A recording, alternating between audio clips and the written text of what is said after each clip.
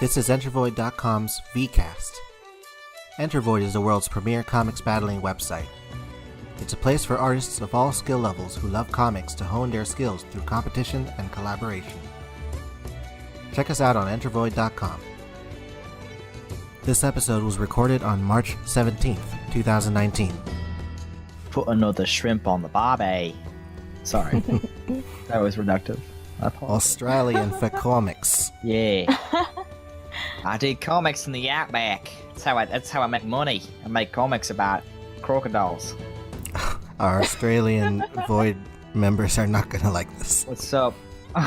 J-Cat, I'm sorry. Jetty, I know I just battled you, but I'm Australian now. I've adopted your nation. Yeah, they're gonna get mad at me. Sabu's gonna throw a dodo at me or something. Hi everyone, welcome to Entervoid's VCast. This is the show that features Dante from Devil May Cry 5. Hello. This is Pyrasterran. That is probably not legal to say. I think Capcom owns a license on that. No, and, Dante's right here. He's right next to me. Oh, is he? Well, have him speak. Actually, have Dante speak right now. I didn't hear Dante say anything yet. It's because I told him to shut up. Oh, with us today are ArtsandGoodies and Camel. We all did great for this opening. You sounded very defeated. I apologize. God. Great start. As you can tell, it's we have a lot of practice on the show. Because it's St. Patty's Day, we've been drinking cilantro. You know what I'm saying? Yes. Hashtag bottle of Jameson. Man, I'm trying to That's drink racist. here. And you're gonna make me spit out my stuff every time. Dope. We have a bunch of comics to review today, so that's what we're going to work on for this episode. Just a bunch of comic reviews. We're gonna go fast again. Yes. Go fast. Go fast. Sonic fast. We're gonna start right on up with a Beyond battle that came out. Garland's Preparation. Actually, this is an artist comic that's sort of like a Beyond battle. Because the character is more of an NPC than an actual character. Mm-hmm. Garland, Steel String. Any plans on making this actual character later? Arts and goodies? I will leave that a mystery. Here comes the recap. Enigmatic scientist Garland is happy as a clam as he runs to his observation room, checking through all the final preparations needed for a big event. He sits down anxiously in front of 16 screens monitoring 16 young women, each a potential new doll for Garland. So, I just want to say, notice an exponential growth in the use of vertically emphasized comics, which I can respect. And it's nice to see, I like the premise of Garland being very relative to the events of Void, be it a magical girl attorney or otherwise, or directly involved with the character's storyline itself. I find it a really neat idea. Even as an NPC, he looks like he's already got some fans going who want to see what's happening with him. So that's great. Others have stated that one of the key elements of vertical emphasized layouts with these kind of comics is that since we don't have to, click to the next page, the pacing and the tension really count. And I feel like there was a lot of space, a lot of open space within this entire one page, but the panels themselves are pretty tiny and they could have expanded more. But, that's just me. Your art's doing really well, and I like the use of grayscale here. I feel like you're doing really good with grayscale. And I think that's about it from me. I'm interested in seeing what you do with... I would like to see you practice more with this vertical emphasized layout. I would like to see more of what you could do with it, because you have a very specific style with your writing and your art. So I want to see you use these styles better with this new formatting. I really like the panel technique going on here. Like Astro said, the vertical slide has been going on recently. I like that, it starts with lighter gray and then fades into this dark void black. And I thought the last two pictures, I guess panels, they don't have borders, but those are really fantastic with the lighting you're employing, which also I think is a compliment and a critique, because as fantastic as the lighting is in these last two blocks, I think you really could have some beefing up with the lighting in general. I think specifically, I guess it's the 7th panel, which is when Garland opens the door. Clearly there's some sort of like color gradient. Like there's definitely a color change between these two panels, but it's kind of hard to tell what's happening because the light is not powerful enough. But I think if you had the technique you used in the last two panels with that panel, it would have been a bit clearer. And I'm not really crazy about the background texture. I think if it was a little darker, because the grayscale on the panels, it all kind of bleeds together. But I'm definitely for you trying more experimental panel layouts, and I think all in all this was a really cute and fun and mysterious introduction to this character. So I'm excited to see more. Yeah, Arts. This was a pretty good first go at trying this new format. As it's been said, the art, your own art has improved, and it shows in this. Pacing wise, a little bit of probably the biggest issue I have with it is that the panels are a little too small for what's going on, especially since you're already giving us some spaced out pacing for tension. By making the panels even smaller, you've got all this extra space with not much going on in the background. There are times where if you want to do that, you may want to add some things into the background that could probably give more atmosphere. Things that are shown, things that are around the lab, for example, any utensils or items to help build the tension. I don't have any other notes other than that. It was fun and neat to see, and interested to see what goes after. Okay, thanks for the crits. One quick thing is Garland's technically more a mortician than a scientist. He also called Harlow a scientist when he's more so like an engineer rather than a scientist. Just random thing.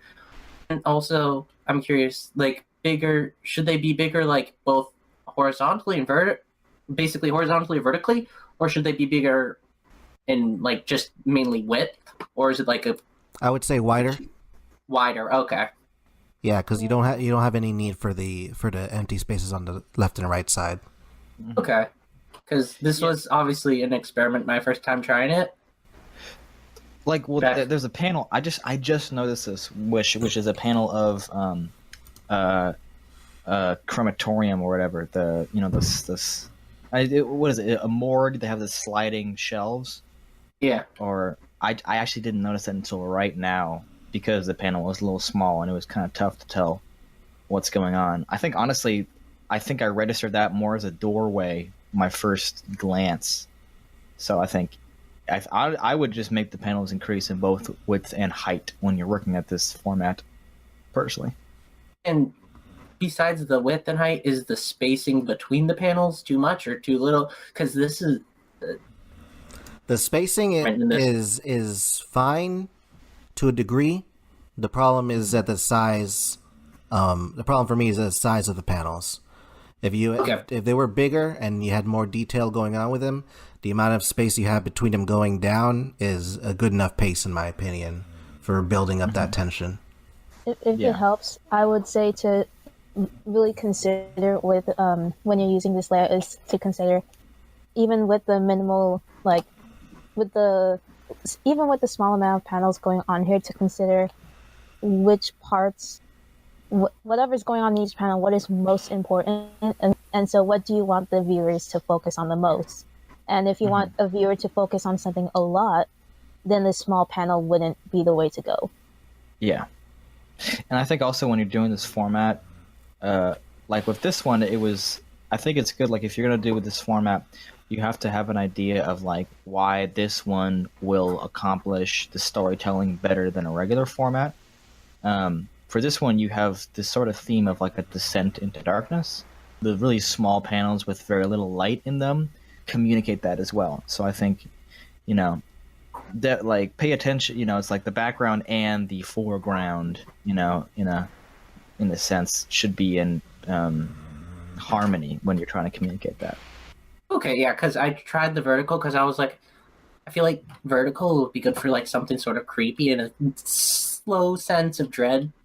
I'm glad people liked it, and then it's good to experiment. I'll probably do it again at some point, and there's definitely going to be more Garland stuff. Yeah, it seems fun. I think I'm gonna do it at some point. Just fly. Worth trying. I mean, why not? It's like you can't do that with physical unless you have like a scroll. Like, why not? Try it out. Traditional scroll battles. I mean, I have a couple scrolls, but I don't want to, waste them. I have a couple 100 feet scrolls, but I have spells on them and stuff. That's what they're for, after all. Exactly. Got to ward off the banshees. Make the comic that's a spell. Yeah. Irish, sorry. I'll be dropping in small Irish folklore references throughout this podcast. Happy St. Patrick's Day, everyone. Happy St. Patrick's Day. Happy St. Patrick's Day. Chase those snakes out. Congratulations again on this comic, Arts. We're going to move on now to the first of Wendigo's comics. Oh my god. This is also a retribution battle and a scar match. Serious triple threat. A lot of stakes at hand. Oh my god. Hell yeah. We're going to start with Kubo's side of a retribution taste test. Here comes a recap. Wendigo is on the hunt for someone to test his abilities on. He targets the Danger Ranger member, Raygun, faking a kaiju alert to get Ray and his crew out in the slums. Wendigo corners Raygun in an alley, but is both surprised and excited to learn that Raygun anticipated a trap and fires an alert for the NBC-PD to arrive. The two duke it out, wrecking the environment and even awakening a mole rat kaiju. Even with the police arriving, Wendigo proves to be a more dangerous threat than anyone anticipated. He critically injures Raygun and takes a bite out of him before his own injuries force him to retreat. In a safe location, Wendigo regurgitates 3 new homunculi, an unexpected benefit of Raygun's chimera qualities. Days later, Raygun finally awakens in the hospital, battered and bruised, and with a powerful case of amnesia. Okay, so hey Kubo, this is a really strong comic, and also props to you to fighting Raygun, and also doing a scar match. Holy shit! But all in all, this is a really strong comic and a really strong establishment to Wendigo as a character. Like even like at first I thought this like when I first perceived this character, I assumed it would be very, very serious in a way because of how he was introduced, which is not to say that that was a bad thing. But seeing this comic and reading more into Wendigo's personality, it was more of a nice surprise for me because he has sort of he's not taking things seriously, and yet he also wants his opponents to take him seriously as a fighter. Like, you can tell that. I feel like he gives me very gloaty vibes, which I like, and I'm hoping to see more of him in the future, in general, yada yada. But all in all, I really love this comic. I love your work in the environment, and this is just like a very fantastic comic. I would love to battle you one day. In terms of critique, I do want to say that I sort of wish that you gave a little more love to the environment of the Danger Rangers, which is, you could say like, you could technically ignore this because the little scene of the Danger Rangers just talking amongst themselves and getting the phone call from Wendigo, the environment isn't really the main focus there, so it's completely understandable that it wasn't your focus either. But considering how the Danger Rangers consist of such a variety of characters with different personalities, especially of Raygun, who is kind of like chaotic and guns a-blazing, I was hoping to see more of this emulated within the environment itself. So I guess what I'm saying is, personally, just a little like suggestion from me. I would love to see you integrate personality into the environment. But once again, your environment work has been solid throughout this comic. maybe it's just gonna be me, but when I was first reading this, I kind of noticed that the other characters' mouths didn't open until like page 6, so that kind of threw me off a little. But that's just being like, oh hey, these characters are talking, but their mouths are not making the same movement. But and also, I would be really interested in seeing you demonstrate the atmosphere of comics, the emotions that are supposed to be portrayed, such as in the last page where it's like sad because Raygun is an amnesiac now. I would love to see you use color to demonstrate it, because I definitely have faith in your color work, and I would just love to see you portray that skill in terms of establishing the atmosphere, what the reader is supposed to feel. Like, I would love to see that relative to this color scheme. And that's about it for me, and I'm looking forward to more content from you. Oh yeah. I really like this comic. The 19 full-colored page is just awesome. Good job on that. Through it again. Like, I already critted in the comments, but looking through it again, just 11 is just super, like, non-standard panel layout. And, like, the way you do it, it's like the top one is actually the last action, which I'm just noticing now looking at it. This is just a super cool page. Really great job with it. And overall, the fight and the story was enjoyable. And I'll repeat again, because mainly it's the only crit I have, is the only thing I can think of is the word bubbles is super important.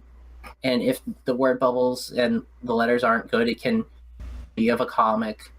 And because I mentioned it in my crit where the arrows aren't really arrows in this, and they look kind of weird where it's just like a little tiny line size it all. That's odd, but I also am looking at it again. There's also no border for any of the word bubbles. Having a black border for your white word bubbles is important to just separate it from art in the panels that's going on. Look, so besides the word bubbles, which are important, I really enjoyed this comic a bunch. And word bubbles can be a simple fix, so the comics are really, really good. So I look forward to seeing more of your stuff. All right. Right there. So should I go? Go ahead. All right. Well, I gotta be honest, guys, and I hate to be negative out the gate, but I gotta say, Kubo really just kind of a small page count, honestly. I think he could have done a couple extra pages. I'm just kidding. 19 fucking pages. Oh my god. And they're all like super good. It's like this is essentially the Exodia of comics, where you lay down 19 amazing pages, you pretty much guaranteed to draw a win. It's just hard to match that. And these are some fantastic pages. Really great dynamic action. When you choose to have backgrounds, they're really pleasant to look at. You've got a really nice, pleasant palette going on here. Like Art said, that panel inside the belly of the big monster was just so fun and so creative. I really like the panel when Wendigo cuts all those VCPD poor bastards in half. That was some like fun gore. I think my only real critique is, like I said on the comment, I think your shadows need a little beefing up. I noticed consistently throughout this comic, the shadows are very rarely very dark. Even like on page 14 when Wendigo gets shot, the shadows aren't very dark, and like in certain effects, like when Raygun fires his blasters, I think if you had deeper shadows, it would just make everything pop a little more. Even though it's in the middle of daytime, when you blast a laser gun, you're gonna have some pretty intense shadows. Also, like maybe some more clear, maybe a more clear idea of where the sun is in the space, because looking at a lot of these background panels, it does seem like the light is a little flat. But I mean, these are pretty minor things. I mean, oh my god, you totally delivered a fantastic action-filled comic, and I'm pretty damn enamored by this thing. So good on you.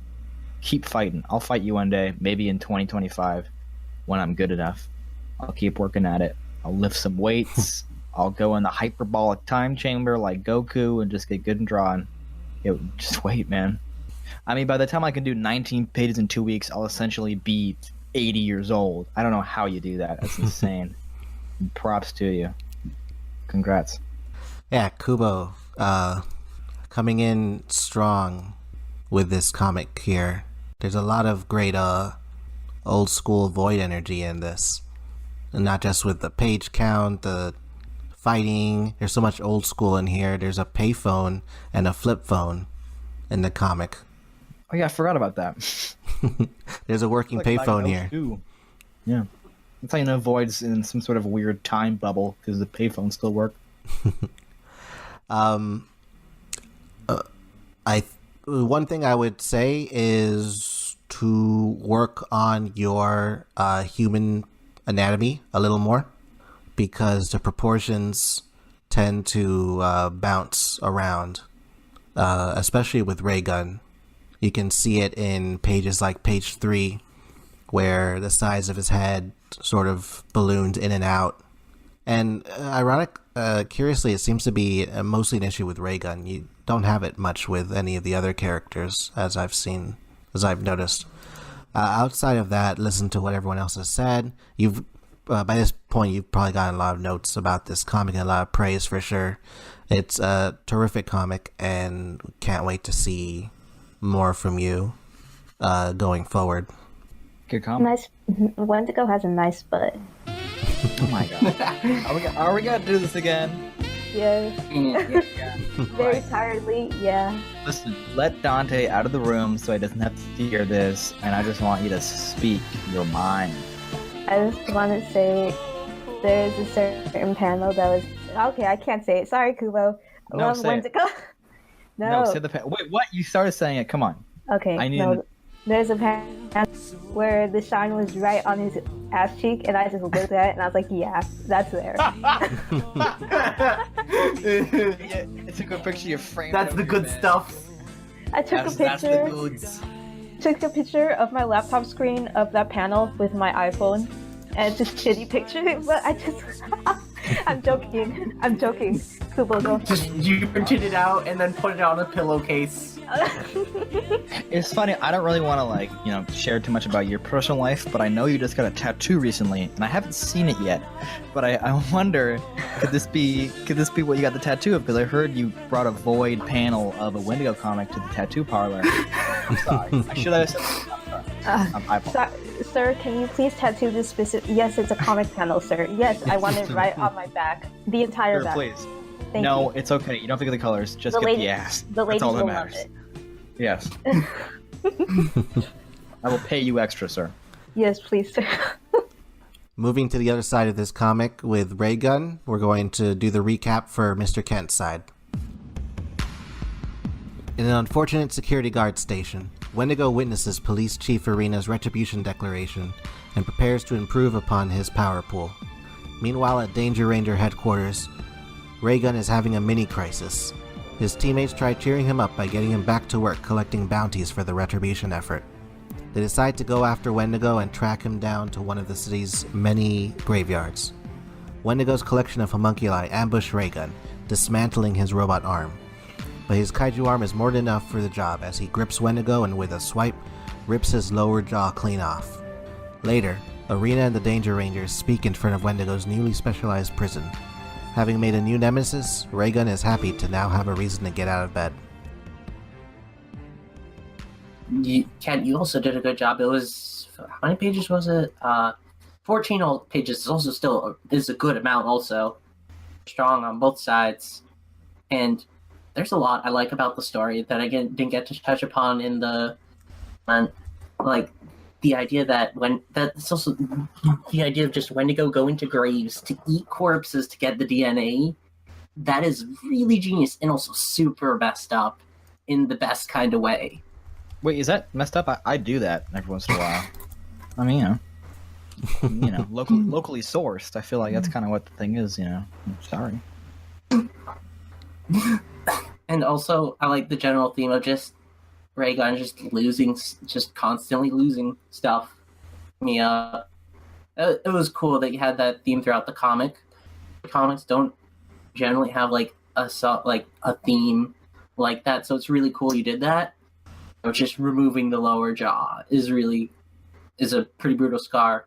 My crit, the one I mentioned last time, is I do wish there was some grayscale, because especially in the pages where it's just the white characters and the white background, I feel like there should be something a little more. Maybe even if you don't do grayscale, like the texture, or like, because I've seen it in some comics where they just have like a brown with the one color and then the black like negative space as well, like through it at an angle. Those are interesting ways as well. There was a grayscale or a little bit more to fill up the negative spaces. Kent, I have to say that this comic, in terms of writing, I think it's certainly a favorite for me.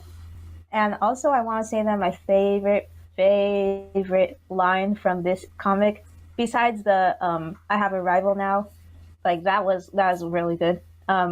My favorite one is "Heartbroken into a Million Pieces" by Wizzy Bells. That shit got me laughing. That was the funniest one. But as Art said, I really like what's being done here. How this comic it's certainly leaning towards being introspective on Raygun and him reflecting on his several losses and almost giving up. Almost. As usual, you have a very interesting art style.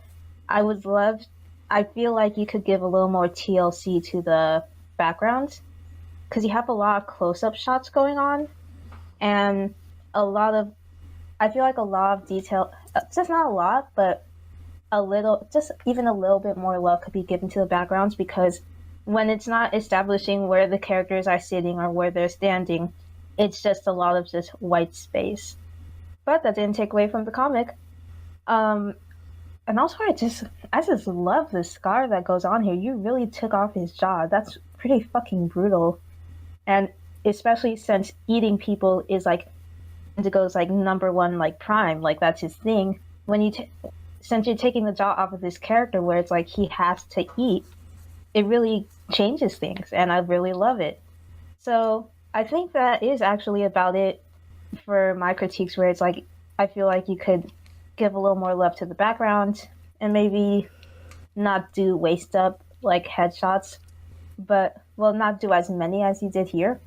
But either way, I mean, this is just me throwing it out there, because either way, I really enjoyed this comic regardless. I really enjoyed the writing. I love the interactions between the Rangers, and this really makes me look forward to seeing more of what's going on with Raygun.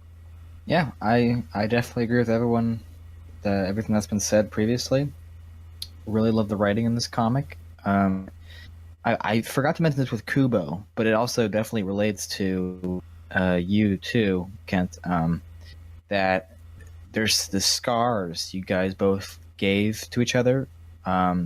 Really fantastic in having definite repercussions on the writing of the character. I think that's what I wrote.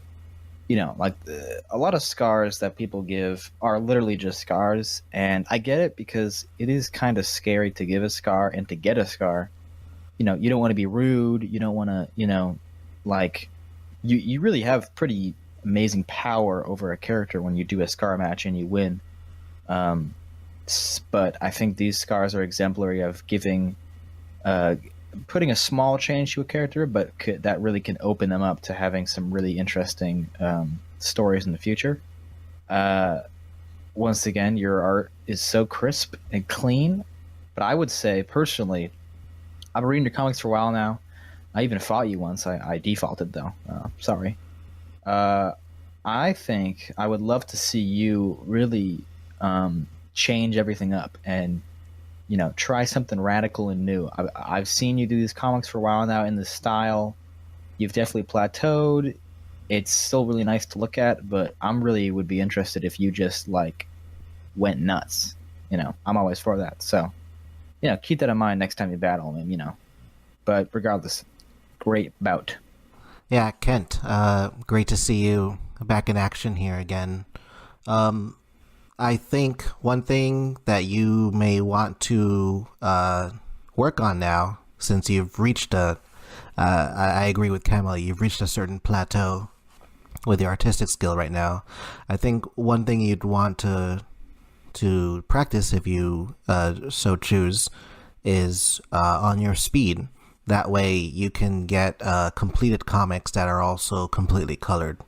It's been a while since we've gotten a long and colored comic from you.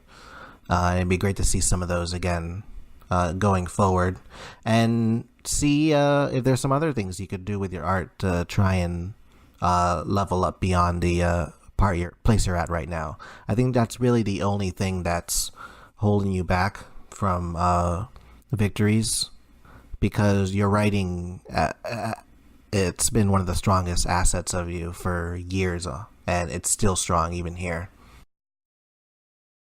Congratulations, Kubo, and congratulations, Kent. These were great comics. They were a lot of fun, very entertaining.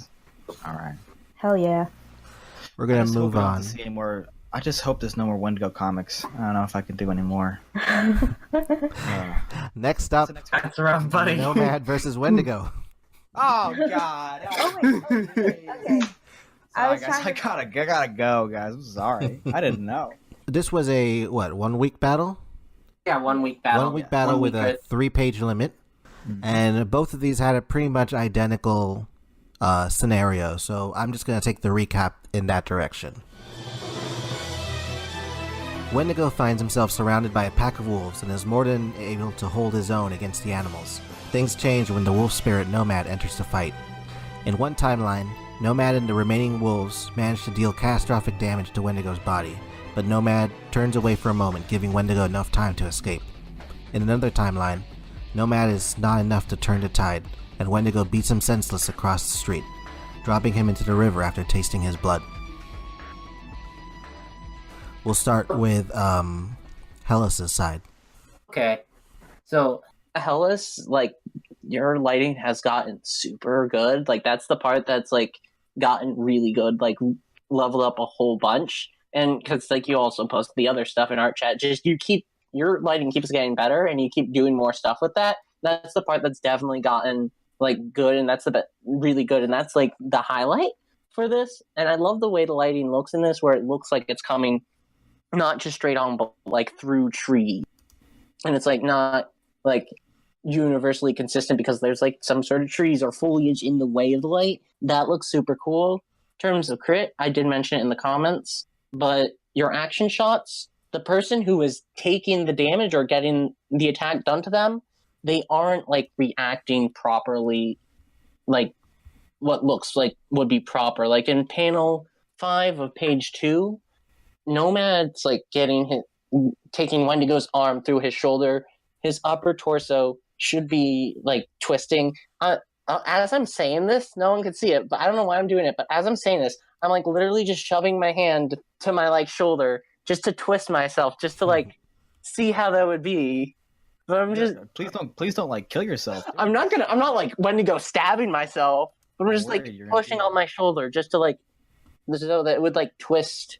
And also, the wind-up for the attacks also isn't as, like, clear, because when wanting to show wind-up, you'll want to show the point where it's, like, furthest away. Like, maybe I'm not sure if it would work better since I'm also still learning, but maybe, like, since Wendigo goes to grab, maybe instead of his hand, like, bent to in front of it, it should be, like, raised up above his head, or, like, raised up above his head and bending downwards. Like, I kind of honestly want to try drawing these just to, like, figure out the action poses for them, because that is something that you'll need to work on more, is making sure the person who's getting hit is properly reacting, and their line of action is also not necessarily matching with the attackers, but, like, more dynamic. So that's my crit, and you're gonna do that when you start doing that stuff and practicing it, you're gonna get really good at it, because you go hard. You go really hard on your art and practicing, and I look forward to seeing more of your stuff.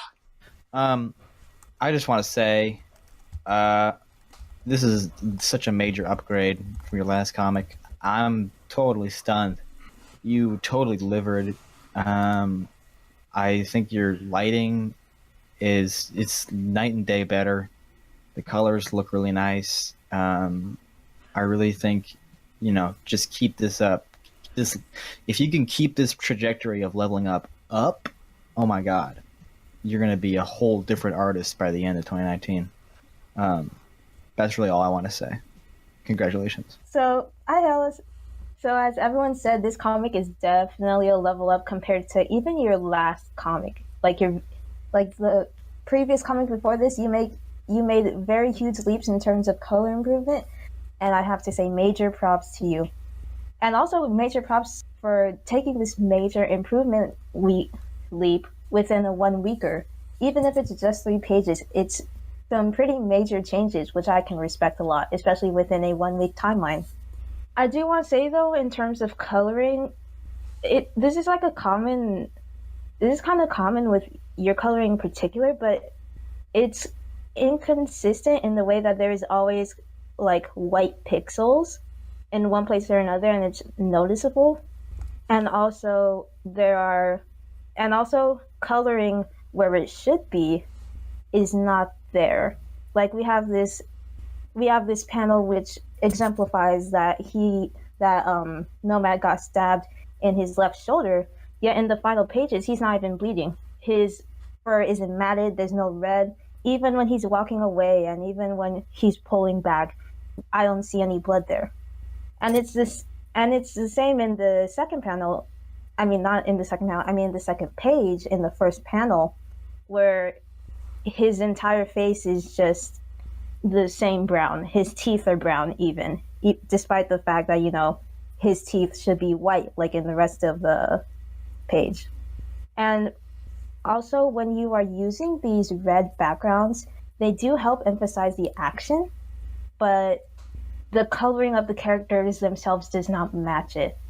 I really would have liked it if you adjusted the color schemes in order to properly match the red background, because otherwise it kind of looks a little too unmatching, a little bit as though you couldn't finish a panel background in time, so you just filled it in with the red instead.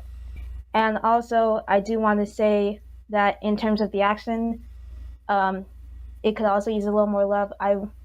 Especially on page 2 and page 3, I want to start with page 2 because on the 4th panel, I cannot tell. It's clear that you are indicating that he is rear, but the question is he still standing or is he squatting? Because him and Nomad are at similar heights. So if he is standing and he is backing up, then it would have been weird for him to make the little hop because that doesn't really help with the weight of it. If he was squatting, however, it would have made for a much more interesting panel, and I wish he used a full body there to exemplify that he is rearing up. And maybe you could have even used the squat to exemplify that when he was fighting the other wolves, that he was taking their example of attacking from a distance and then making the leap and the strike. And I also want to say, in terms of the gore, blood is not a very thick gush. Page 3's panel 2, though it could have been really strong, it just didn't work out for me because all I see is this thick gush of blood. I don't see organs spilling out. I don't really see his bone shape either. Not to mention that Nomad is striking specifically in the center of his stomach. Besides the fact that organs would have been pulled out, it also would have been a nice touch if his spine or even his rib cage was affected in that same manner as well. And when you are using these action poses, always take in mind the weight of these characters, the force that they use to make their attacks. If he is thrusting through him, then Wendigo's back should have been blown completely. Like he should have been bending backwards instead of just tilting a little bit backwards. He should have been very buckled by the weight of it. Not to mention, in page 2, once again with the Wendigo stabbing Nomad, it should have been the same with Wendigo stabbing Nomad, where Nomad should have been also like stepped back by the sudden force, an object being thrown at him, the object being Wendigo's hand. So I would really say to practice these dynamic shots and also to try and use dynamic angles as well to really spice it up. But once again, this is one of your strongest comics, and I really respect that, and I enjoy it. And looking forward to more of Nomad. Hellas. Well, congratulations on the color work that you have going on with this comic. You're going to be the first person for this idea that just came up in my head right now, where we're going to say congratulations, this is an official level up, and then there's going to be some level up music. Oh, sick. So, some level up music just played. Okay. Yay!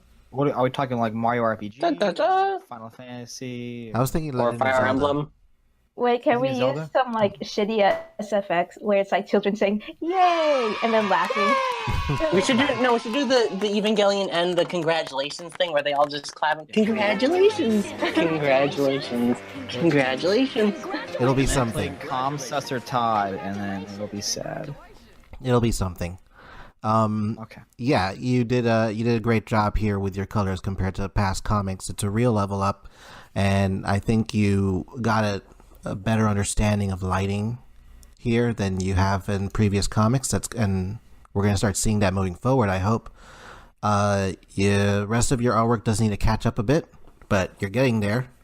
As far as coloring, as been pointed out, you got some issues where things get missed.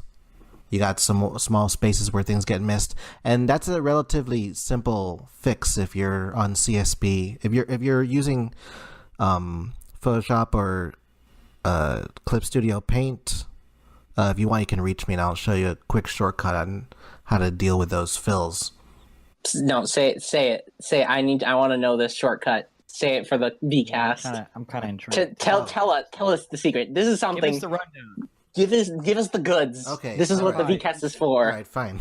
Well, if you've got a situation where the line art is finished and you've got the panel set up for it, you can use the wand to select the background area around the character, invert that selection so it ends up being the entire character instead, and without referencing any of the layers, fill behind that with a solid color, and then you'll have the entire character's silhouette colored basically, and then just color over that and you won't have any white spots even in places where you miss colors.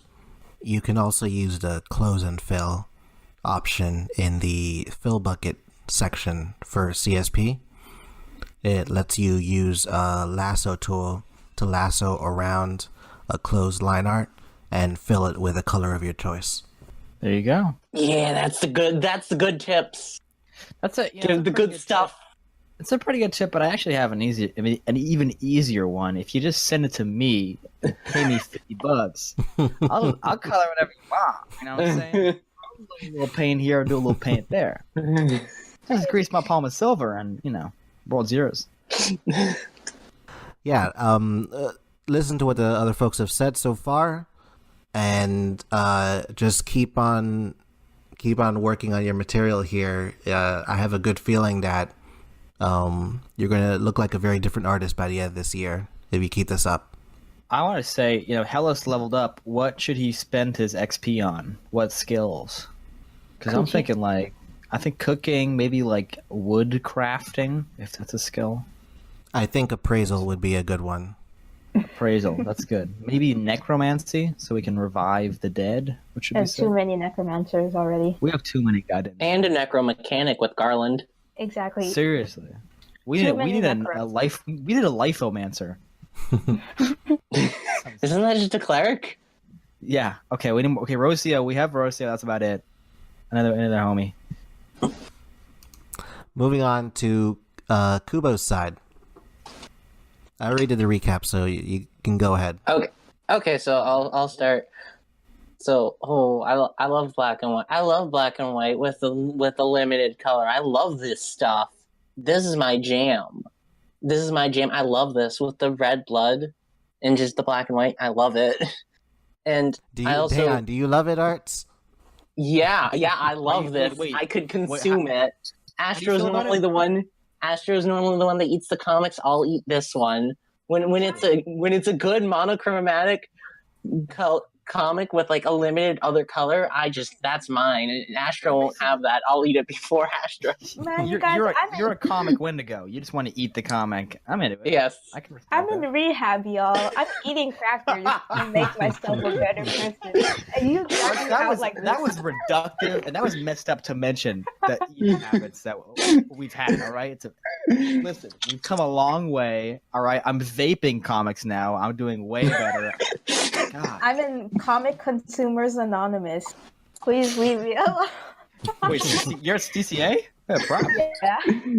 How to get into that? So to go to actual crits beyond my love of that, I also want to know how you did the gradating screen tone thing, where it was like smaller circles to the bigger circles, because that you did that to really good effect in this.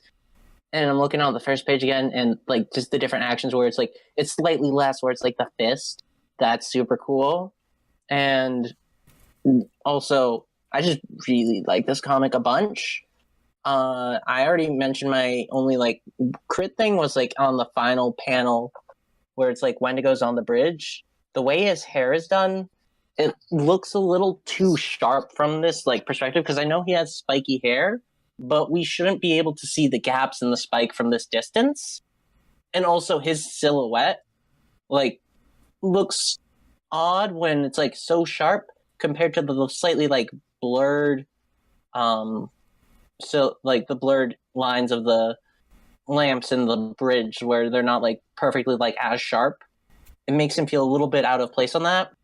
And the only other thing I have to say is that this is technically a bit longer than like 3 like comic book pages, but these are like, it seems like a bit longer than the average comic book page, but that's a minor thing. And it was really awesome. Once again, I'll confess my love to this comic. Good job with it. I want to see more Wendigo stuff. I hopefully can fight you just to see more, and you kick my shit in or whatever. But good job. Oh shit! Sorry, you guys. I was just eating so many crackers. I got distracted. Eating crackers? You're flushing toilets? What aren't you doing, dude? I'm a fucking gremlin, and I live in my bathroom. I'm a gremlin, and I live in my bathroom. Okay. I'm here. Hello. Hi, Kubo. Hi, Kubo. Hi, Kubo. So, I really love this comic. Like, this is pretty fucking dope.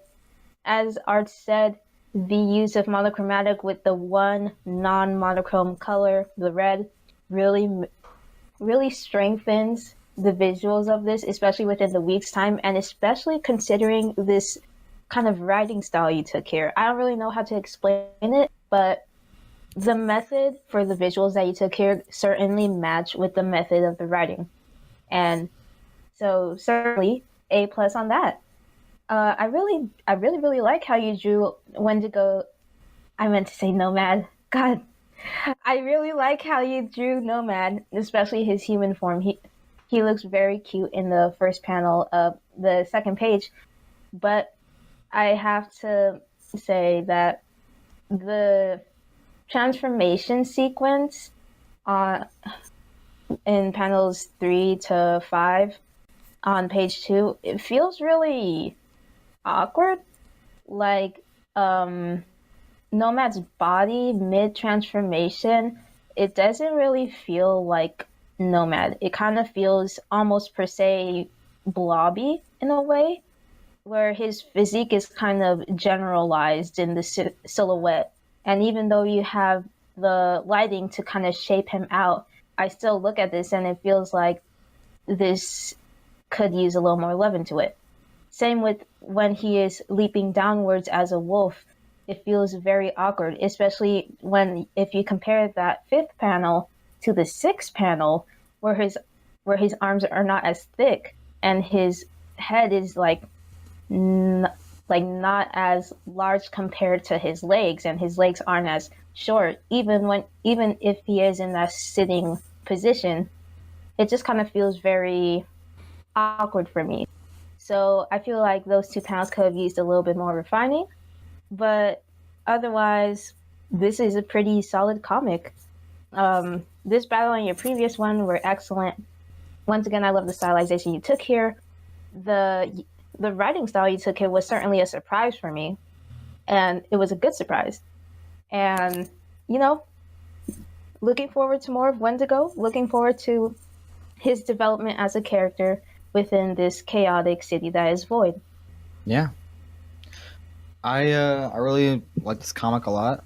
I think too the writing was very clever. I mean, you've got two characters, they're both action oriented characters. So one week comic, you have 3 pages max. It's kind of a tough challenge to do because you kind of have to do just a brawl. I mean, you don't have to, but that's the most logical thing. And this sort of philosophical monologue going over the whole battle adds an extra layer to it, and I thought that was really clever. I love the paneling. There's some fantastic paneling moments. I especially love on page 3, you have these panels that are sort of like arcing down, which matches the movement of Nomad's body. I'm a sucker for that kind of stuff. The screen tone use was really cool. I don't know how much of a fan I am of like gradient erase screen tone, which is kind of used a bit. It's not terrible. It looks really nice, like on what was that? 5, 6, 9, 10 panels. 10 panels, 10 and 9 on page 2. It looks nice there, but maybe not as good as 1 and 2. And I think my main critique, I think this is said in the comments too, is that the streets feel very empty, and I mean, drawing a bunch of people is a lot of extra work, but like, on the bottom panel on page 2, you can see in the background very faint, you have some people figures running, but more chaos like that would definitely make the mood a lot more fun and chaotic, and just an extra layer to that. But other than that, this is pretty damn amazing. So congrats on getting not just one fantastic comic, but 2 done back to back. Yeah, Kuba, great job. Once again, solid comic, 3 pages. Most of it looks terrific. My gripe would be with the body anatomy of Nomads, which I think, understandably, is a little confusing at the moment anyway, given the design of it. But I think you could have worked a little more on to make it look a little less like a man in a wolf suit, which it does sometimes here. I also would say to watch out when you're reusing assets, such as the bridge and page 3, between the first panel to the last panel, because bringing it out that much, it sort of gets a little fuzzy. And in a situation like that, you may want to just try boosting the sharpness on it a bit to help that out. Or just reuse the asset again and just redraw a little bit of it to make that fuzziness go away. The screen tone is interesting. I don't know how much I enjoy it. I think you just need to play with it a little more if you want to keep using it. There's some areas where it works, some areas where it doesn't work as well. But aside from that, still an enjoyable comic. I support both these well, not evil. Nomad's not evil, but both these characters are pretty awesome. Oh yeah. I like gore and blood and red things. Yeah, congratulations to the 2 of you on these comics. Yes. We're now moving on up to Klepp versus Johnny Patch.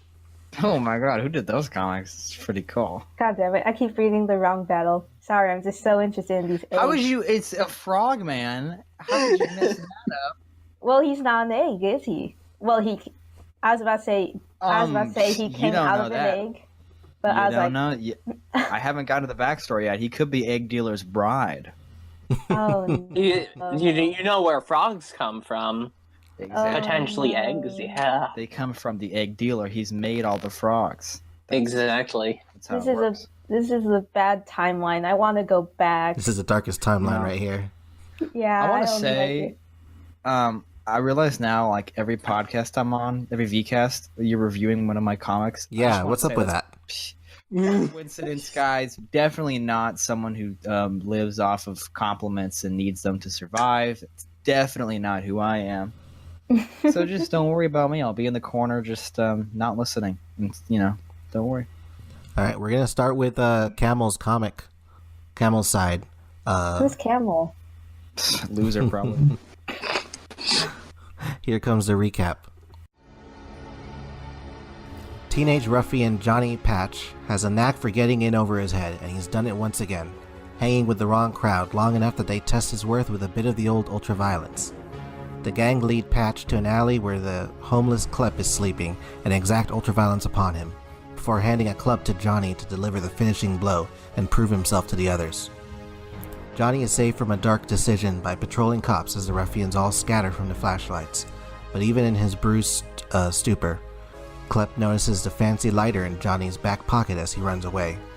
Later at a bus stop, Johnny tries to calm his nerves when Klepp, wielding one of his special artifacts, creates an illusory phantasm to frighten Johnny into giving him the lighter.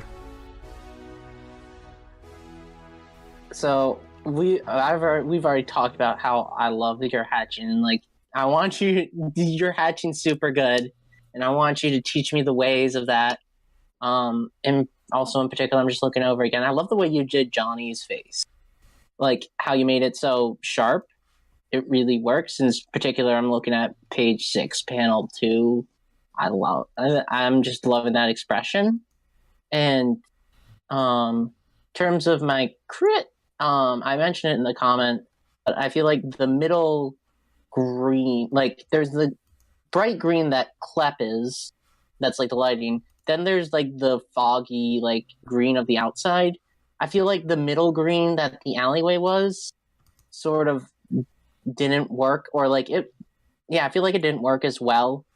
And I would have preferred if that green was instead the like other foggier green. And also the other thing is like the panel showing Klepp's beat up fucking body. I wish there was like some more shadows or highlights in it, because I couldn't fully appreciate how fucked up Klepp was in that. And like if there was some more shadow or like a little bit of color variance in that, just to highlight how fucked up he got, because like later on you do highlight it with the blood. I feel like if that was there in that panel, that would have helped greater accentuate Klepp got fucked. And overall, hold on. Klepp got fucked? Got Are fucked you reading up. the same comic I'm reading? He got fucked up. He didn't get fucked in my comic, dude. He didn't get fucked. He got fucked up. He got hit with a pipe. That's my fan fiction, man. That's your fan fiction.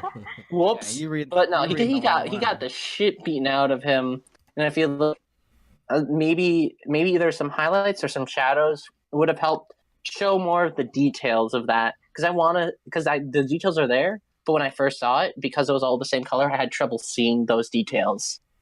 And I just want to see those, like a little bit more contrast just to accentuate those details. Like, because you do it really well in the page 5 where it shows the close-up of his face. And also the use of orange there is really cool. So I love your style, what you've been doing in these past couple comics.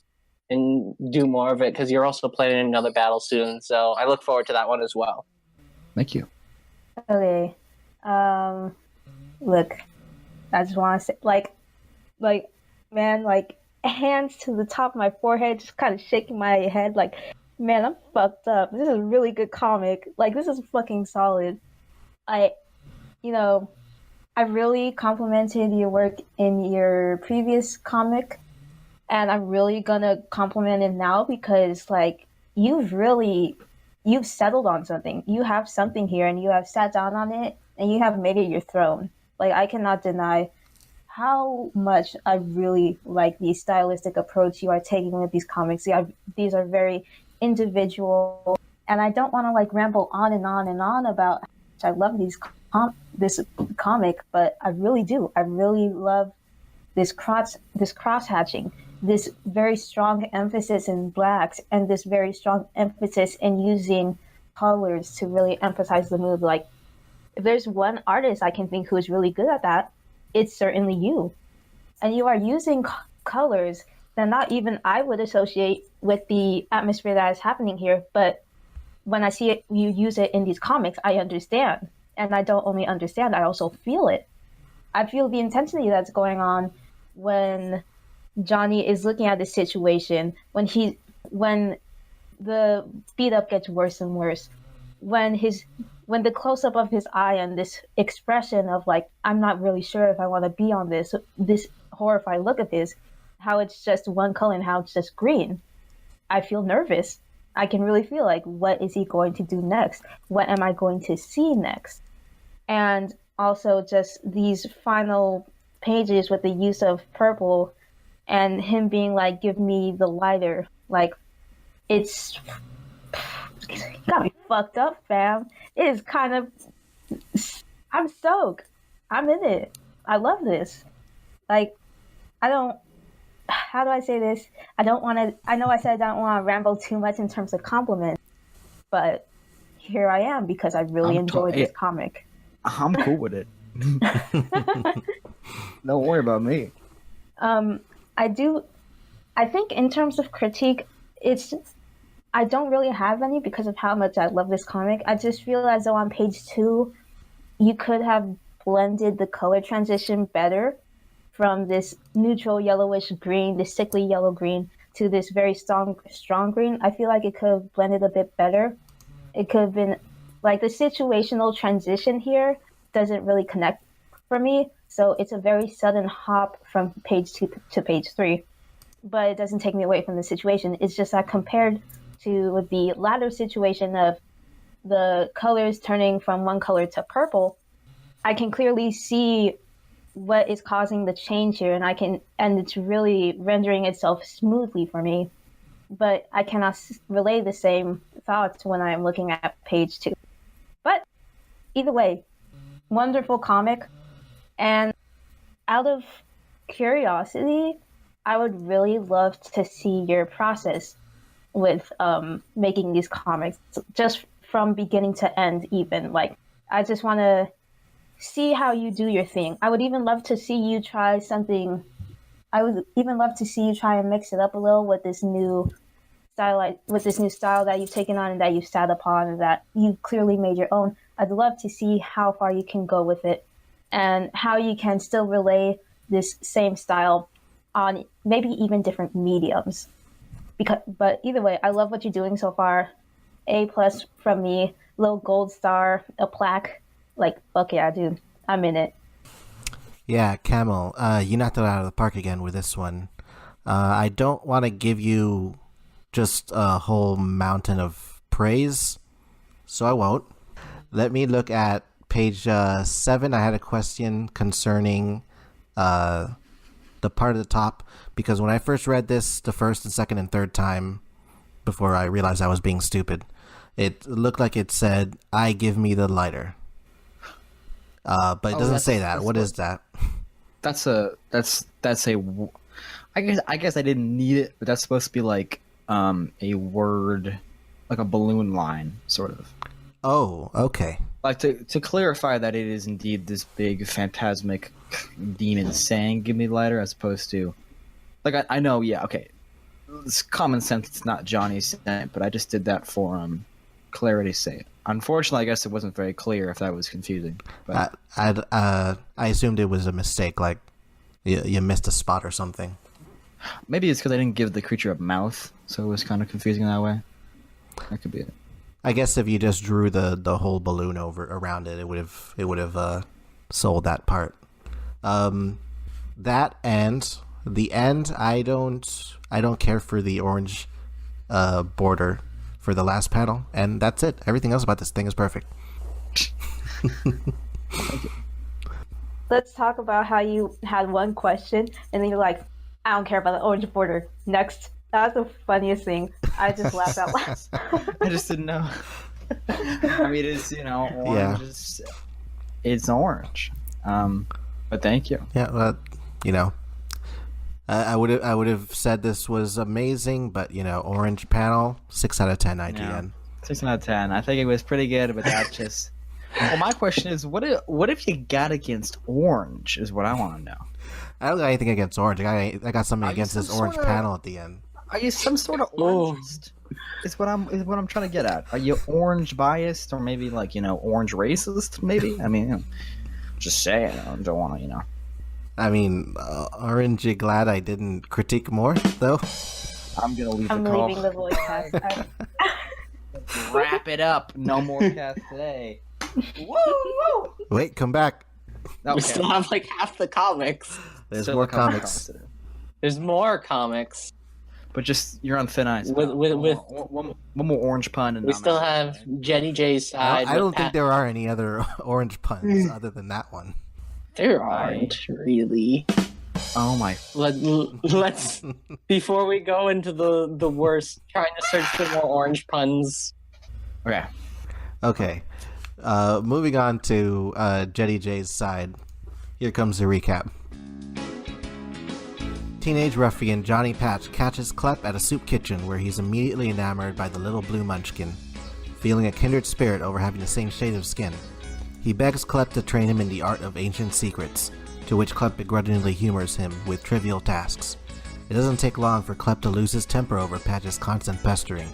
At the height of his anger, he sees himself when he was young through Johnny's behavior. Klepp decides to let him hang out with him more often, just as long as he can pay for Klepp's food. I mentioned it in my comment because I commented on most of these, but I'll just emphasize it more because the layouts are also like super good in this. Like every single page, none of them like follow a standard grid. Every single page is like a different panel that just does something different. Like page 6 has like 3 different cool things. Like the first thing with this Klepp like smelling the food soup, and then the second one it has the border, but the border like is not just intercut by Johnny, but it also like if Johnny wasn't there, like the left vertical line goes all the way up to the page, whereas the top horizontal line does not go all the way to the page, and that shape's really cool. And just every single page in this just has a panel that just works. It does not follow like a standard panel, and it just works on every single page. And also the colors are really good in this, as well as the expressions. And overall the story, there wasn't like really much like to take away or get too invested in the story, unfortunately, but it was fun. It was a funny, simple story, and I liked it. So I don't have much to crit really. I don't have much to crit because while the story didn't have much, it wasn't meant to be like a serious story all that much. It was just meant to be like a sort of simple interaction between the two. Maybe if you wanted more investment, could have just spent a little more time with them being more kindred spirits relating with the same colored skin. That's about it I could think of. So that's what I have to say. Really good. I want to see more of the stuff because I didn't know about Johnny Patch before, but after this comic, I'm really hyped for them. Jetty J, hello. I haven't actually read your comics before, so this is kind of like my way of just, this is my first time seeing your comics, and I gotta say that this one was really, it felt nice. It was really nice to read. It was a fun read, and the end part of Klepp and Johnny kind of just, kind of working it out and being like, and having this weird mentor, whether he likes it or not, and pupil friendship is kind of like warming to me. I really like it. Cute stuff. In terms of visuals, I have to say I really like your style of coloring here. Actually, I kind of just the use of these two colors is specifically these two colors of orange and blue, and I really like how you utilize it. It makes me understand, especially with that very final panel. It's easy to understand from my eyes, and I can read the situation easily, except for on page 9 with panels 2 and 4. I was like a little bit confused. I guess It's possible that they weren't able to finish the panels. Yeah, but at the same time, it was kind of funny. It's funny in the way where it's like, you have Klepp who looks like pretty nice and well-rounded in his style, and all of a sudden he's just a fucking blueberry. Yeah, I thought that looked kind of almost intentional, where it was just like his reaction was just like blank. I know. I kind of I have saw a it as like feeling. embarrassment in a way, is what I kind of read it. Yeah. Yeah, it almost feels intentional in a way, certainly, but it did throw me off a little bit, especially when we hop back to the regular color scheme. But I think that is just intentional in relation to the dialogue that's going on, where it's like, you're blue, and then everything in the environment turns blue to match the dialogue. So it's just something I noticed, and like it threw me off a little bit, but now I get it. And also I just think Klepp being faceless and just looking like a blueberry is kind of funny. But certainly in this comic, your coloring style is certainly a favorite for me. In terms of writing, I don't have much to say. I really do like this interaction, and I really like Johnny's personality. Like he seems kind of stupid, but he's very lovable in that same sense. So I appreciate him, and I would love to see more of Johnny in the future. Like I would love to see you battle with him more. And all in all, this is just, I guess to me, this was a pretty like lighthearted comic that I really enjoyed, especially in terms of the visuals. And like, please, like keep battling, because I'm really starting to enjoy the look of your art style. And that's it for me. Could I say a little thing, like just a little, just a compliment? Yeah, go ahead. All right. I just want to say, I am in love with this comic, and I think it's so cute and charming, and it's one of my favorite Klepp depictions ever. That's all I'm going to say. You killed me. Yeah, Jetster J. That's how I remember you, Jetster J. This is a great little comic. Johnny Patch comics are always fun.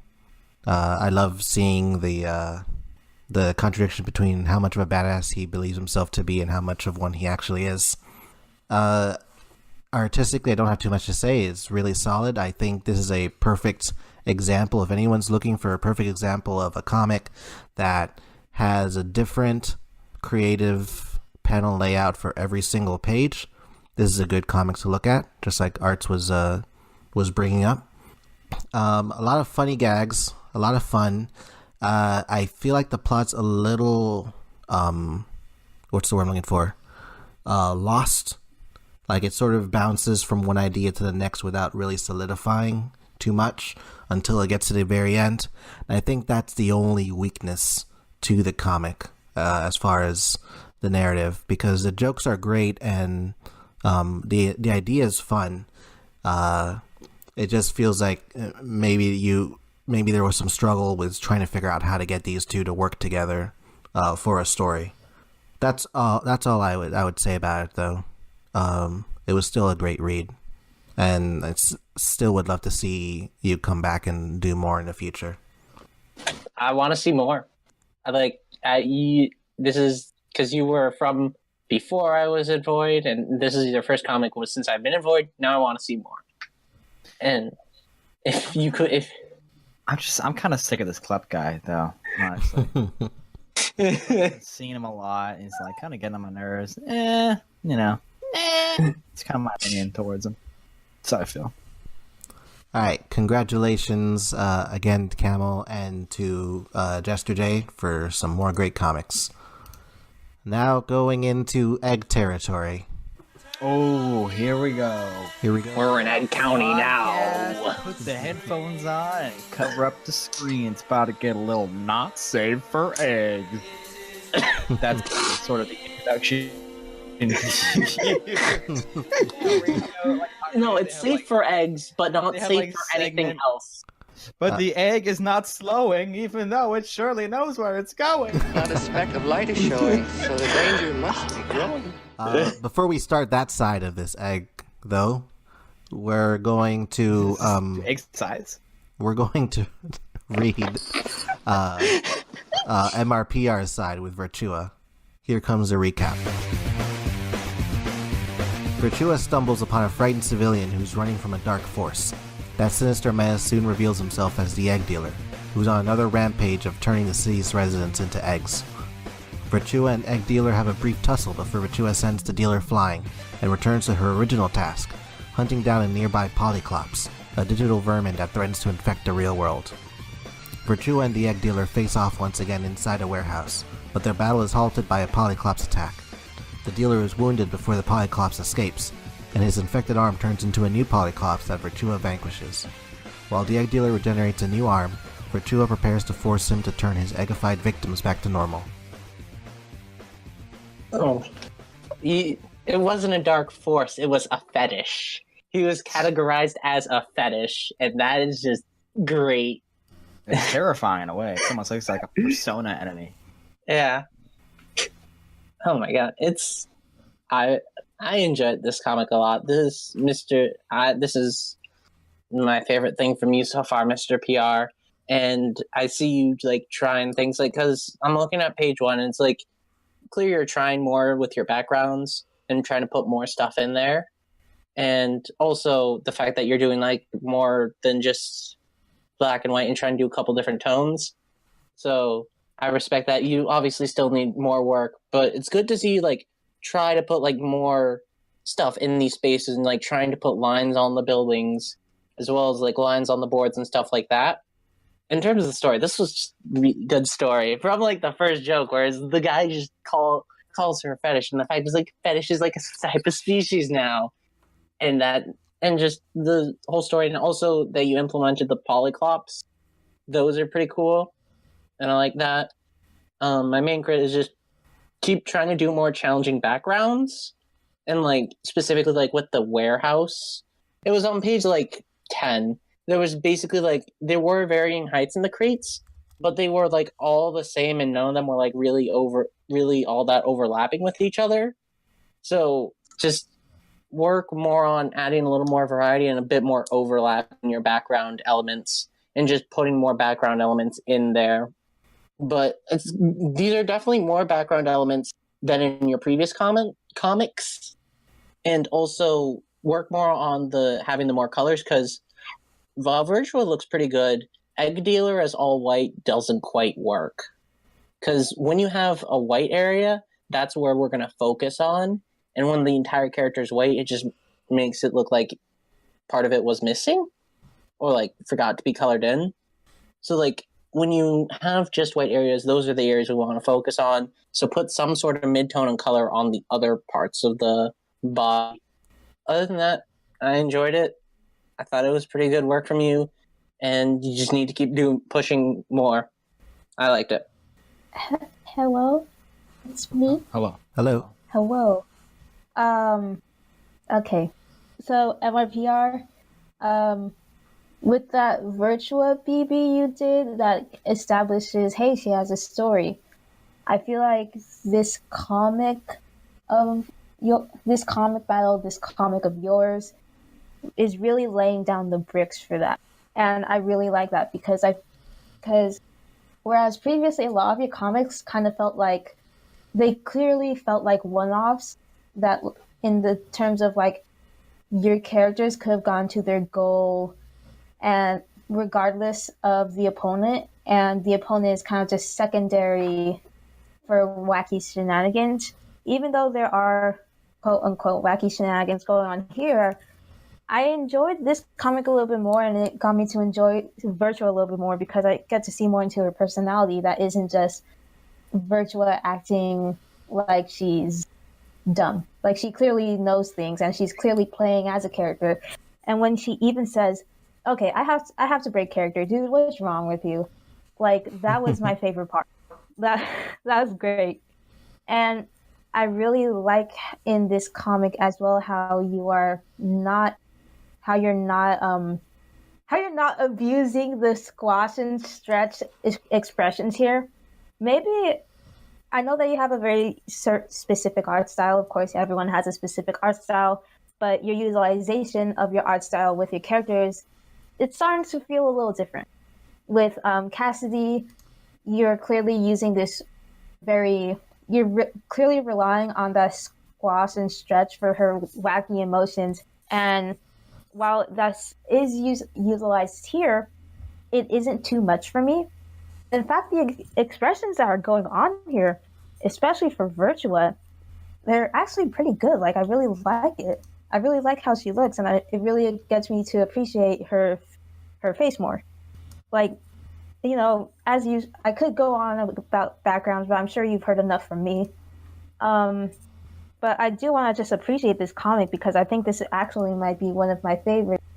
As I've told you that this is probably my favorite comic from you, just because it seems like you're kind of like taking a step back from ensuing wackiness and really setting the stones here for Virtua, and you're establishing something's happening, and she's more than what a reader, or specifically what I would expect.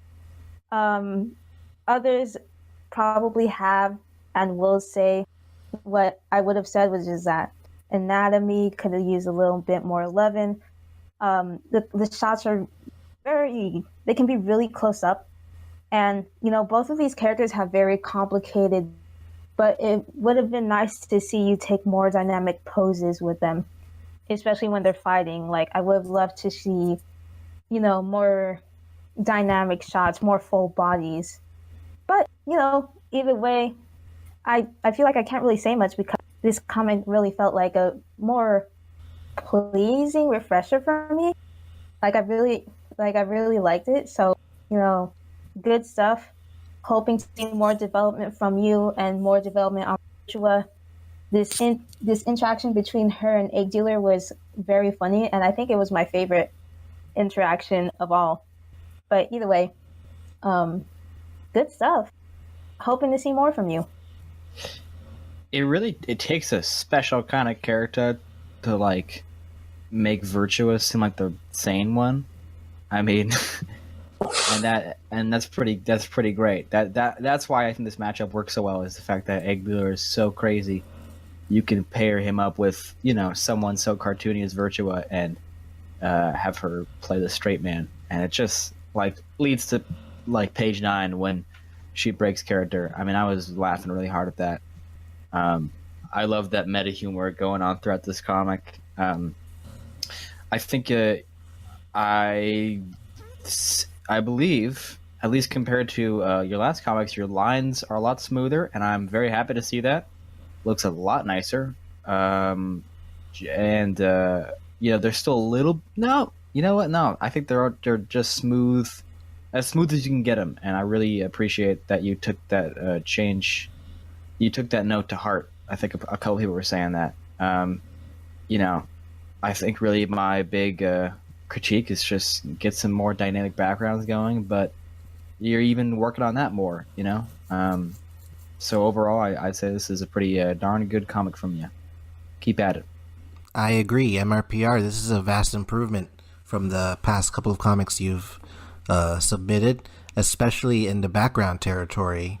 You, compared to previous comics, you've really gone all out with the backgrounds here, adding texture whenever they feel flat, and presenting enough background for us to always know where things are going on here. It feels like we get a really good understanding of how everyone, of where everyone is in this comic, and even your character models are moving and looking better in general. We're getting movements from Virtua that we haven't seen before. Poses are a little more dynamic. Actions more interesting. The story is more interesting because it's now got it now has a focus for us to care about, and you took a good advantage of having fun with Egg Dealer here. I'm gonna assume that you didn't have enough time to finish coloring Egg Dealer, which is why he's all white. That's the only thing that would make sense to me. Otherwise, I would agree with what was said about the problem with keeping him all white. I hope to see comics of this quality going forward, and even getting even better going further. Good job. We'll be going to Boogity Bizdo's side now. Here comes the recap.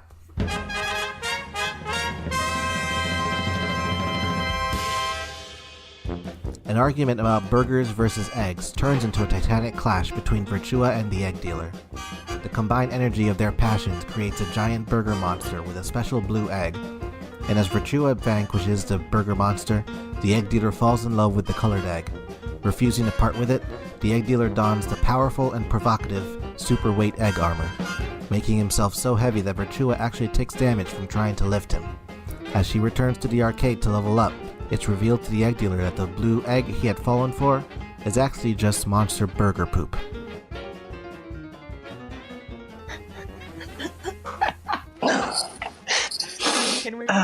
Can we really call it armor? It's lingerie. Egg lingerie. Yeah. It's I mean, lingerie. women can have bikini mail, so can egg dealer. Yeah, you know what? Egg dealer is progressive. I appreciate that. Exactly. Like if you call bikini mail armor, so can this be armor. Exactly. God. So to the actual crit, this first thing I want to mention, good job on the word bubbles. I didn't even notice it the first time I read it through, and that's a good sign because like before your word bubbles were just like it was clear you weren't using like a tool or anything and they were just not uniform. But when I went through it for the first time, I didn't even notice the bubbles were there like it should be. You just read the font, you just read what's there and just move on. And you do still need to practice a bit on like the spacing in it, but you've got the right shapes in them, and good job for that. Also, I do like it that you're trying all these different poses in this. Like, there's a bunch of different dynamic stuff going on in it. However, I will say it's a bit too close up most of the time, and I had a lot of trouble with different parts telling exactly what was going on because like the actual like where they were, there wasn't enough pulled out shots in this. Like the biggest example I could think of is on page 10 when Virtua is trying to lift Egg Dealer. We only see her trying to struggle with that one leg, and we don't see the entire thing. Like, that pose is good, but I feel like it all on top of that, we also need another full shot. We need another full shot of Egg Dealer in that glorious egg armor, but more so just to see the whole situation of Virtua not actually being able to lift up Egg Dealer at all. And on top of that, the throw before, we didn't see the actual throw. It would have been nice if you had a zoomed out shot showing the actual throw and Egg Dealer being thrown. So the close-up shots are good, but you need to add some more outer shots so we can see the whole scenario. And you also missed another chance to draw Egg Dealer in that glorious armor. But you're improving and you're listening to stuff, and once again, just good job with the bubbles. It's the word bubbles. It's something that people will miss, and it's something that's easy to just ignore. But the fact you're working on that is awesome, and I appreciate that. And I also just appreciate your insanity. It's just, you don't care what anyone says or thinks. You do you, and I respect you so much for that. Good job, and I look forward to more stuff. Okay. So, like, honestly, not gonna deny, like, you are clearly very much improving. In terms of backgrounds, even though there's not enough exterior shots that establish the environment, and there is just not enough of the environment in general, and the environment itself is pretty plain, so, and it doesn't really expand upon the destruction that these two are causing beyond, oh, the concrete's cracked. I can really feel that you are an improving artist. And I just want to say, I really love how you are always constantly focusing on dynamic poses. And, you know, your wacky expressions are one thing, but I feel like I can clearly feel the love that you are putting into your art in terms of poses when I'm looking at this, and I'm looking at the interaction between these two large characters. Like, I would say that page 4 is my favorite because that second panel looks great. I don't know if I don't know like how you, I don't know if you enjoyed drawing Virtua, because I know that she has a pretty complicated body and her breasts take up most of the space, but it really does feel like you had a lot of fun drawing her, because I had a lot of fun looking at her in this comic. I feel like Arts has already said what I could have mentioned, so I just kind of have some sweet talk in here, which is just that you are an improving artist, and I'm really enjoying watching the chaos that is Egg Dealer. And also, I gotta say, I really like this comic because compared to your last one, this one feels so much more calmer, and I just don't feel on the edge of like, oh no, I might get a stomachache out of this. Like when I'm reading this, like this is a pretty good comic, and it didn't make me feel queasy because of the amount of eggs involved. Or a stomach egg. That's Yeah. you know what? I'm reading VCast. Well, it was good talking to you. You know, I'm sorry that you're leaving VCast, but you know. Yeah, I have to go. I'm packing my stay. eggs. You're walking on eggshells here. I mean, you Oh my gotta break God. a couple eggs to make an omelet. You know what I'm saying? Paris, I gotta go. Dante's help. Hey, is Dante? Where'd Dante go? Is he still there? He's outside. Unfortunately, he was turned into an egg. So He's turned I into an guess egg? I'm just taking. Yeah. Dude, the It's game very must be over sad. real quick if that happens. That's messed up. But all in all, just got solid word of praise because I feel like everyone else will give you what I could say. But I was gonna say that I was looking forward to Egg Dealer, but you know what? I'm just looking forward. You're just one direction. I like that. That's a good direction looking, as opposed to left. Screw left, or like adjacent. I'm losing my mind, guys. I'm very tired. You're valid. I usually take a nap after work. I didn't take a nap this time. Okay. Okay. I have a question. It's more of an observation, but also a question. Egg dealers, like, I think egg dealers killed every citizen in Void at this point, or eggified them. Because every comic, has mounds of eggs. Now, I'm just, quick maths here. An egg is like pretty small, right? So to get a mound of eggs, you have to eggify like 1 million people. And every comic, egg dealer is like making mounds like it's nobody's business.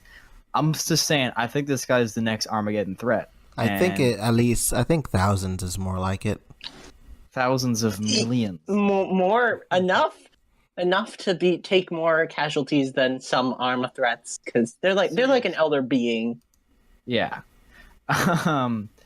I must echo, this is a big improvement. I love the poses in this comic. They're so kinetically enjoyable. I would almost compare a lot of them to like JoJo's Bizarre Adventure, like just like flamboyant and weird and badass and crazy all at the same time. The last page, the 11th page, you have this sort of like soft lighting going on, and I think that page looks the best out of all of them. And I think it wouldn't hurt you if you considered maybe doing a comic with less pages and more of that style. It would be a good challenge for you, as I believe most of your comics are, I think 10 plus pages. If the time limit demands it. And but I think right then it looks pretty good. Other than that, though, the colors are a little garish, and I must agree that the camera, the quote-unquote camera, is real tight. It's like pretty hard to tell what's going on sometimes. So pull that out a bit. But I mean, yeah, this is you're really coming into your own artistically, and it's just crazy to look at this and then go back to your first comic. Like, oh my god, the eggs. The eggs are in my head. Boogity Bizdo, I agree with the close shots being a little too close. As far as coloring, I agree that what you're doing in the last page is kind of interesting to watch out with the coloring bleeding between the lines with some of the elements here.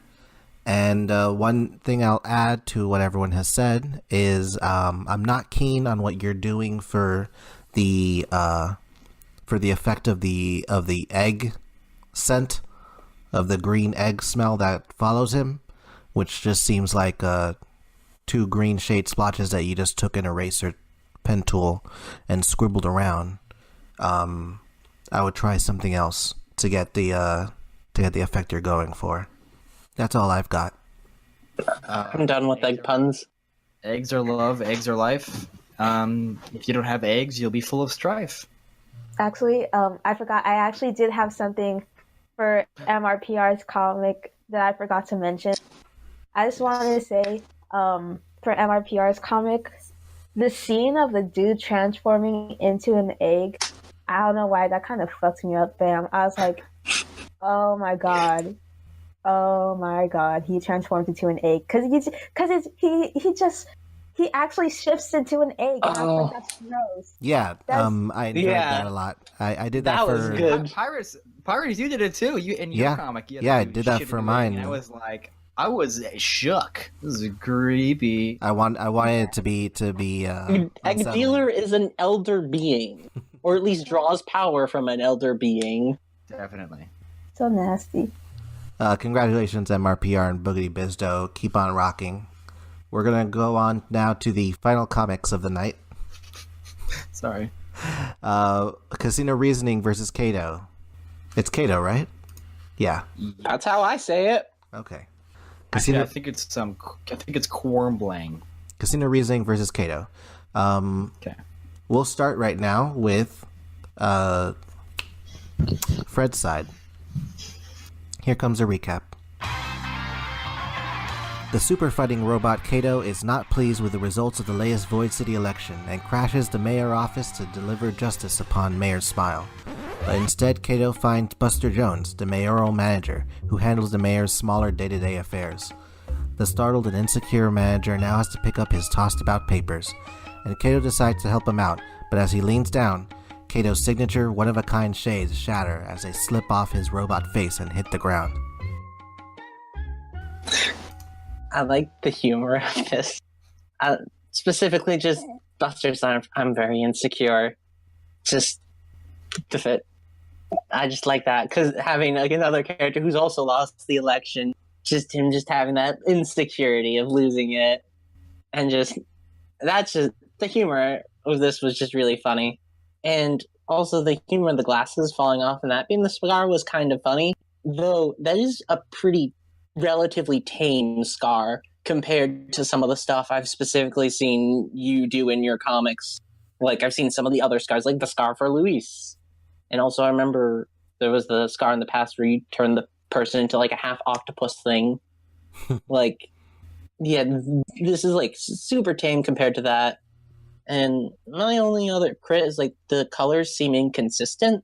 Like when Keito busts in, like the walls are purple, but then in the next panel they're like gray, and then gray for Keito's thing, and then purple for Buster's panel. I think that's intentional. Yeah, it like I like the color palette, but do you? It's I like the color palette. It just seems weird. Like at some points, it seems to change in weird ways. Like from panel 8 to panel 9, there's the top line where it's like the one wall's like pink and then with the blue top, and then in the Keito side, it's like pink, half purple with a little white line top. And just that sometimes the walls, like, it's a bit of the change, like, for the mood, and it definitely works, like, with the one long panel with Buster's saying, I'm very insecure. But some of the time, the color just, it feels like it doesn't quite work, and I question the intentionality of it at times. But overall, it was a fun little short comic. And also, actually, real quick, on page 1, like, on the left side of the wall, it's like purple, and then it's like gray in a weird way. Like stuff like that makes it seem it's like it's not entirely intentional. But that's most of my stuff. And your sense of humor is really good. Like from this to the absurdist one of the election comic, you have some just unique and funny like scenarios. So that's my piece. So Fred, I know that you wanted in-depth critique, so here I go. I'm going to try my best. I'm not the best, but I'll give you my heart and my soul, which is to say, man, Buster's kind of, I don't know, I kind of find him cute here. I like the panel where he's like, I'm very insecure. I was like, oh, baby adult man, insecure. But, I really like this palette that's going on here with the purples and the blues and the yellows. I really feel like nicely, except for on that last panel, the background was just not doing it for me. It just kind of felt like you could do better than just these weird blobs going on. And also on the second panel, I know you have this angle where it's like worm's eye view where we're looking from the bottom up. So you have this curvature going on with the door and Keito's body. But Keito's body just really isn't doing it for me. I feel like it might have helped to use some line variation to establish that we are looking from below Keito, and also changing the angle of the clothing where we are able to see under his jacket per se, like we are seeing the underside of it as it is flapping while he's walking to indicate that we are looking under. Because the second panel, the door really indicates it for me, but his body looks very awkward. It looks like a pear, and his body just didn't do the job for me. Since Buster has this thing going on where he is insecure and he is also the mayoral manager, I honestly would love to see this reflected in the background as well. I want to see how this loss in the mayoral, his second loss as well, actually considering his running luck, how it's just not running with these mayorals. I want to see how it affects him. Like, how does his office look? Is it really that neat, or is it messy because he's not satisfied with the position he's at despite his luck? I want to see more of like the general theme of him with all these quarters and stuff. I just want to see a little bit more Buster reflected in the background of his office. But either way, this was a really cute interaction. The scar, I didn't expect it. Like, it's a very casual scar, but you know, I kind of like it. I just like how he's. I thought he was like getting like.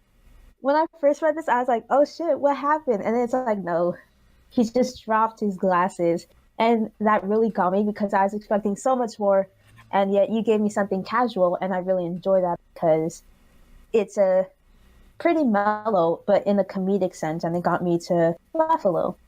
But all in all, solid stuff.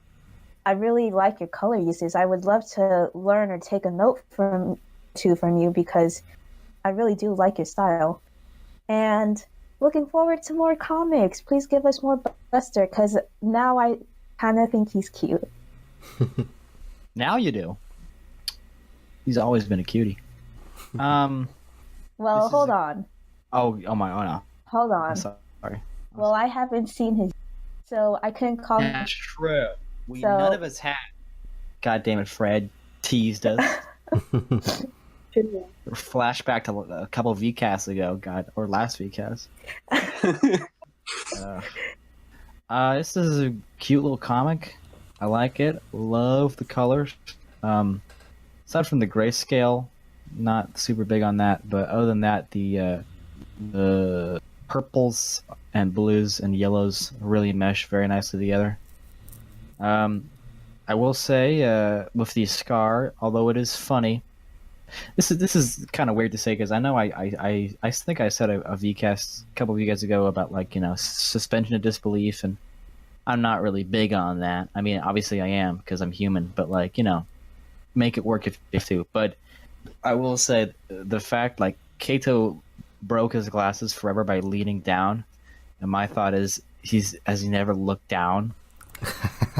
Like, he's never looked down. It's what I can only surmise from the fact that his glasses fell off immediately, like he buttered his ears. They fell off. So that was a bit silly. I think, you know, maybe it would have made more sense if a rock hit him in the eye or the glasses. But I mean, I think I am missing the point here with the humorous scar. It might be a playful dig at the design. Yeah. Definitely. So yeah, maybe I'm just being a bit of a stickler here, but other than that, really cute comic. Fred, I love this comic, and I love that you're able to bust something like this out, even with just a day or two that you actually had to work on it. I'll say that the word balloons Since you want some in-depth critique, I'll say the word balloons are not as great as they could be. Sometimes the tales are a little messy, sometimes the connections are a little messy. That's all I can bring out, because everything else about this, honestly, is real quality, in my opinion. Good job. Also, Astro mentioned it was the second loss. Technically, Buster ran for office 3 times and lost. That's true. I cannot catch a really? break. Yeah. Well, Buster Jones, then, in quotation marks, Buster Jones, then Buster Jones again. Shit, I only remember 2 of the elections. I don't even. Man, I'm out there. I'm gone.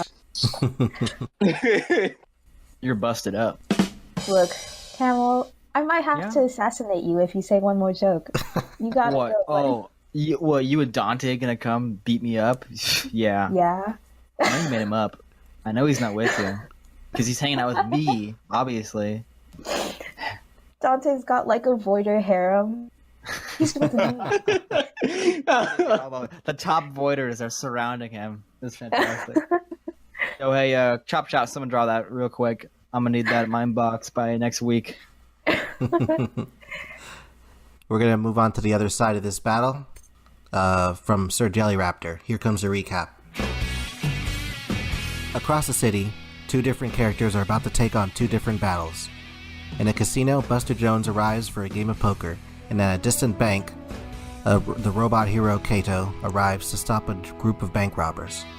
As the 2 go through their matches, Buster flips a coin for luck, while a stray energy beam from Keito's battle travels across the city, blasts through the casino walls, and fries half of Buster Jones's body. To make matters worse, he just played a weak hand. Oh, sorry. So, Jilly, your pencils are just super good. It's always cool to see comics, even when they're in pencils, because they're really clean, and your expressions and your characters and your style is really awesome. In terms of like the story thing, one thing that could have just made this one quick thing that could have made this come together a little quicker is just having at least one little narration box that says where Buster Jones is, because I feel like Buster Jones's thing needed a bit more explanation, just because, or on page 2, the shot of the close-up, maybe that could have been a shot with showing more of that casino that he was actually in, because when I first read it through, I thought it was they were in the same building, and it was Keito shot above them, but I feel like maybe just one little box that would have just said Void Casino or whatever when on Buster's part, and it would have been quicker for me to get that. And also, really quick, holy fuck, Keito's beam is just got if that crocodile, not crocodile, if he was hit by that, he'd be fucking dead. That was so strong. Was Keito intending to just straight up murder those people? Because they would have been super dead if they got hit by that. Other than the ridiculous power of that beam, and the maybe having a little bubble that would just say it's casino or whatever. I enjoyed this. Your expressions are always pretty cool. So that's my Jelly, it's nice to see more comics from you. Even though you've had some problem with getting finished comics out, let's talk about how your comics are finished sketches. I honestly do feel as though, I don't want to really criticize your work method, because we each have our own and we each make our developments on our own. And I'm just of the opinion that improved scheduling comes just with more practice. So either way, it's really nice to see you, pop by, make a 1-week scar match, and then do the 1-week scar match. Even if you couldn't get out what you wanted, the fact matters is that you still gave us more or less the main parts of the story. We were able to understand what was going on, and there's really nothing to be missed from this, even despite the fact that it is sketches. Don't bring yourself down too much, I would say, because this is still a good comic regardless. In terms of critique, I just want to say it would have been nice if you established. Actually, you know what? No, I would say it would have been nice if you established the different environments that the bank robbers and that Buster was in. But then if I were to say that, and if you were to actually establish the different environments that these two were in, then I feel like it could have taken away from the pacing where it's like, oh, are these two in the same environment? Nope. The twist is that they are actually very far away from each other, and the scar is not only by pure coincidence but also just by pure accident, which really settles in how, like, the positive points I have for this comic, which is that it tricked me. I was sitting here like, if they're aren't they in the same place? Why are they acting so distinctly and separately from each other? Why is there no interaction? And then it's like, oh no, that's on purpose. That's the intent, to trick the readers and to establish that these are two completely different events that just coincide by Buster's bad flip. And honestly, I think my only question is, Keito is in front of the bad guys, and also he is in front of the crocodile. How does the crocodile end up behind him, and how does he not notice? It would have been nice if you established the movement of these characters in perhaps one more panel or one more scene, so that it's not just, oh, all of a sudden he's back here, even though he was in front of him and Keito could clearly see him moments ago. But all in all, even though you're not satisfied with what you turned in, I'm satisfied as a reader with what I got, because I know, because I'll say this countless times, I really understand how stressful a one-weeker can be, especially when you have other more important priorities to take part in. So I would say to not let scheduling issues bring down too much, because this is still solid work and you are a solid artist. And all in all, I am looking forward to more of what. Yeah, I would agree with, like, 1 week battles. It really does feel like with, at least with a 2 weeker, you kind of feel like, all right, I got like 2 days to kind of relax and take it at my own pace. But when you get into 1 week battle, it's like from minute one, you kind of feel like, oh man, I'm really up to the deadline almost. So I totally agree with that. And I gotta say, even though it's just sketches, these panels are so cinematic and they're framed so well that, you know, like I especially love the first 2 pages with how cool the action panels are, moment to moment. I like how they sort of echo each other with, you know, like Buster adjusting his gloves, Keito adjusting his gloves. Like, that was really clever. Although I will say, I read this a couple of times and I didn't truly understand what was going on until Pyraster's recap, and then I go back and I'm like, oh, okay. That's just something that always happens with sketch comics, because you didn't have time to finish it, and so, like, some things are going to be lost. And one of the main things that's lost when you do a sketch is clarity. So I think, like, starting from page like 4, no, I think more like page 5, I started to get a little confused as to what was going on. But I can't really say like that's a real negative, because I understand what was going on here. So all in all, I think I'd love for you to get into a different battle and give yourself maybe a little more time and really just go all out. But yeah, congratulations. Really cool. Yeah, Sir Jelly Raptor. You've only really got a few battles in your belt, to be honest. So while some folks may think that you just do incompletes all the time, that's really not the case. You've only incompleted maybe twice before with Keito, and you've been able to pull out a full complete comic before. I think in the Raygun battle. So it's not outside of the realm of possibility for you. And I know it sucks when you can't get it out properly, but don't beat yourself up too much about it. Just work on your timing and time budgeting and scheduling, and if you're lucky, you'll be able to get it finished on your next battle. I don't have any critiques to give to this since it's not complete just yet. It was looking great. The pencils and sketches look nice, and it was a really interesting concept to play with Buster Jones's luck power. I have a feeling that if you had a chance to color it, that would have been your opportunity to show that there are different environments. Aside of that, better luck next one. Just to say one final thing, Jelly, I really hope you're not beating yourself up because you've already gotten this year. Because you've mentioned how you were dissatisfied with how you didn't get to do enough Void comics last year, but you got in your Magical Girl tag battle. You did your one day, and you did this, and you're in 5 fucking classes. So I know you have just a bunch of shit you have to do with like that. 5 classes? Oh my god. Yeah, no. Jelly has a lot of fucking school. I have like 2. But I'm freaking out. yeah, it's like, don't beat yourself up for any of this. You do good stuff, and I want to fucking collab with you again and do something more than 2 pages, because those 2 pages were the best fucking coloring I've ever done, and I want to collab with you again. Yeah. I also want to just find something on to what Art said, like in terms of not beating yourself up.